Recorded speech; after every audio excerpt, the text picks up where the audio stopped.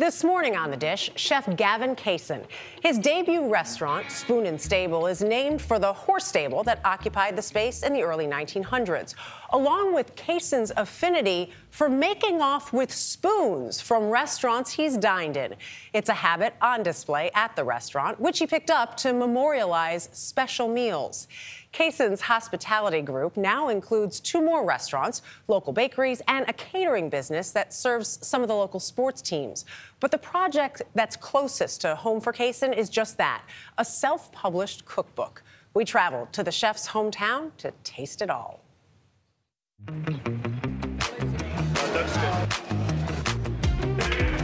At Spoon and Stable in downtown Minneapolis, it's a little different than cooking for my kids. Chef Gavin Kaysen exquisitely pairs his expertise in French cuisine Don't fire yet. with Midwest seasonality Along on one Brussels. and sensibilities. And so the chips that we serve with this are these really great Soca chips. Case in point, Kaysen's bison tartare. Isn't that great?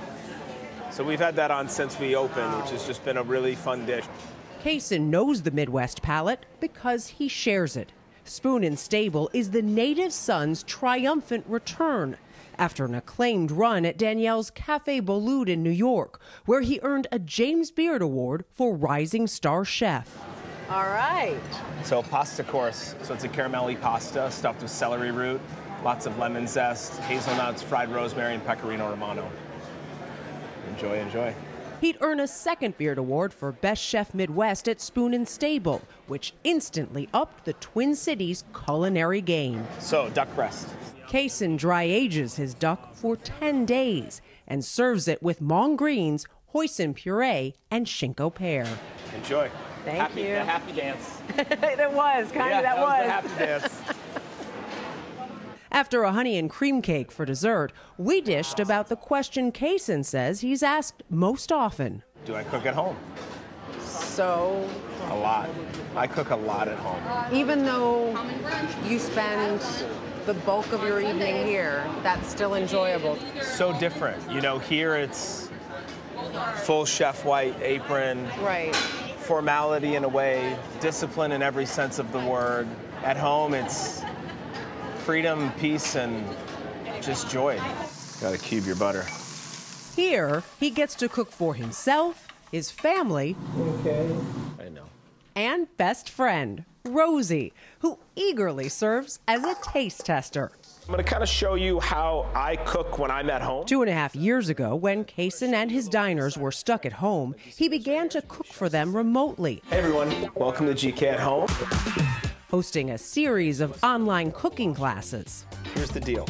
And we did a little over 150 people on that first class. The second class, there's 300 people. The third class, there's 600 people. The fourth class, there's over 1,000 people. Butcher the chicken, go slowly.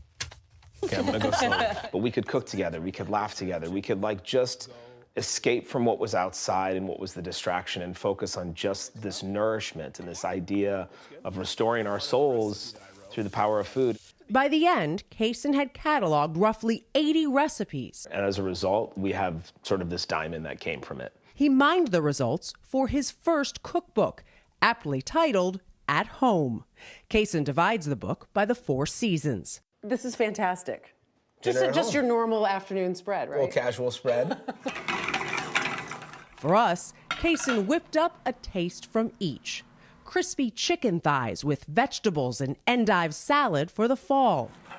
Pulled pork tacos for summer.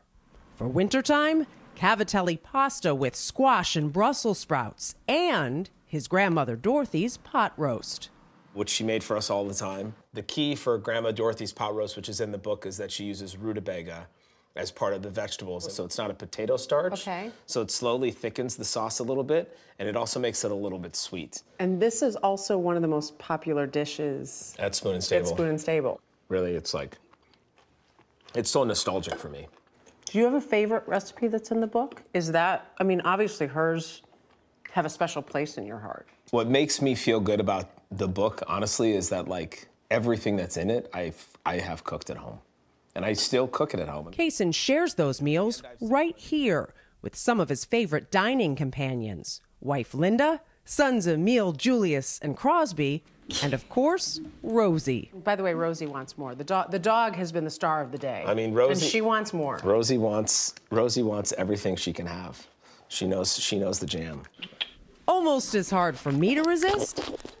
Dessert from the spring section, sunbuckle cookies. Another recipe from Grandma Dorothy.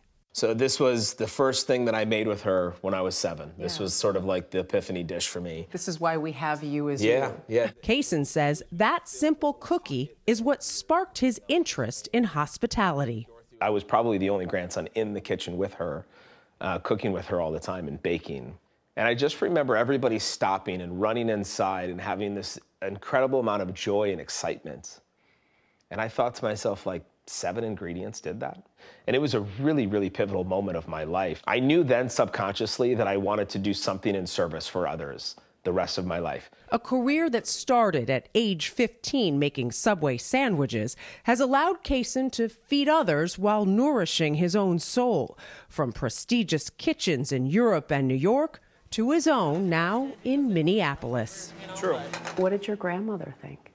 She was always blown away with the fact that the cookies got me to this point of like, now I love to cook. It just really warmed her heart always to know that food, which is what she taught me, really gave me a spirit of my life. That love of food, has any of that changed for you now, working in the industry as long as you have? No, I love it so much. It's just so great to be able to cook for people and to serve people. Whether it's at the restaurant or here on a Sunday. Yeah. The only difference here is there's a little bit less stress of putting out 200 plates of food. You know, I got to put out 6 plates of food. It's fun because for the boys, they'll be downstairs playing with their friends and come up and it's like, you know, a spread on the table. And they're like, yeah, this is normal. Everybody's coming to the Kaysen right. house. Everyone's exactly. Yeah, that's true. It's okay. I'm happy to do it. So, Chef did send the sunbuckle cookies. Weather got in the way, so I apologize. But, Chef, take a look. You're not the only one who can take spoons. I have a very fond memory now of Spoon and Stable. We told you that's the reason he takes these spoons.